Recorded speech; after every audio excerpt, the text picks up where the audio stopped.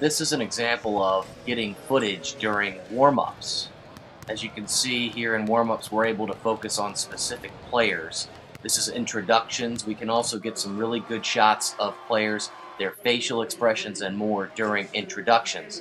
It's a great way to be able to focus in on a player, their face, and all the essentials before they're into the game. Once the game starts, as you can see here, sometimes you'll be on the wrong end of the court when a play happens. However, remember to continue to be focused on the player even after they've scored a basket.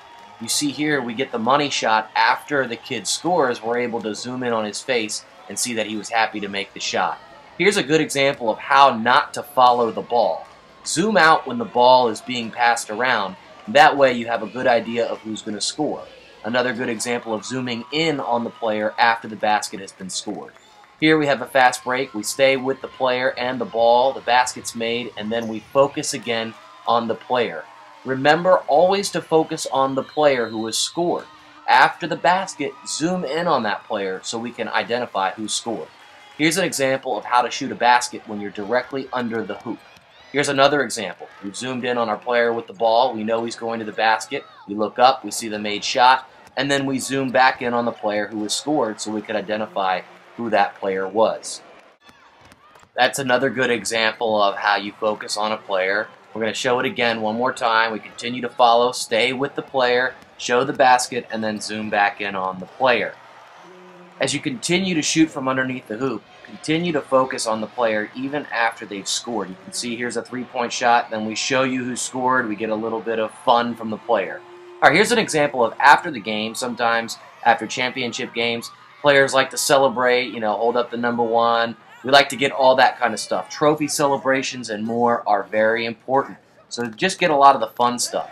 Here's the way to properly shoot a free throw. A lot of times this is a great way to isolate on a player's face. So we'll show it again. You focus on the player's face, you zoom out from underneath the hoop, and then you focus back on the player after the made shot.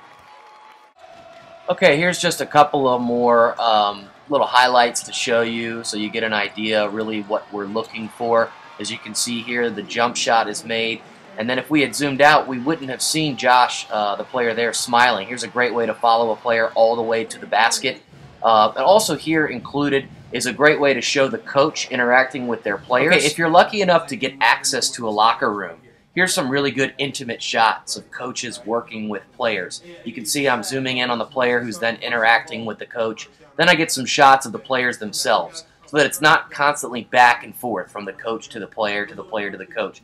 You actually want to show each kid, each player, each coach. You can notice I'm not really just like jerking the camera back and forth. I'm really showing the full scope, the full interaction. Here's another good example of a highlight. You can see we follow the ball, but we're zoomed out, and then afterwards we zoom in on the player.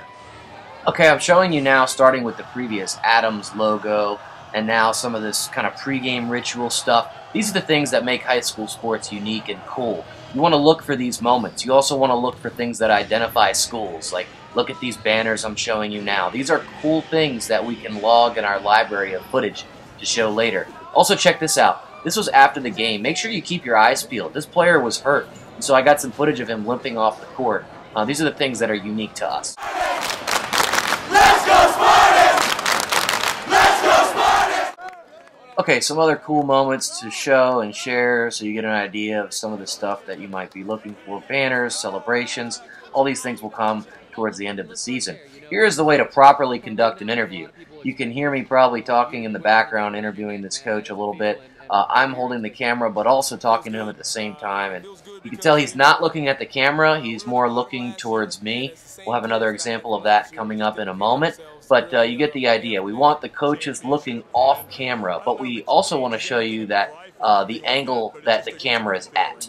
So notice that I've given myself enough room to get the coach's head in the shot, but also enough room at the bottom of the shot, as you can see here, so we can still have enough room to put up a lower third identifier.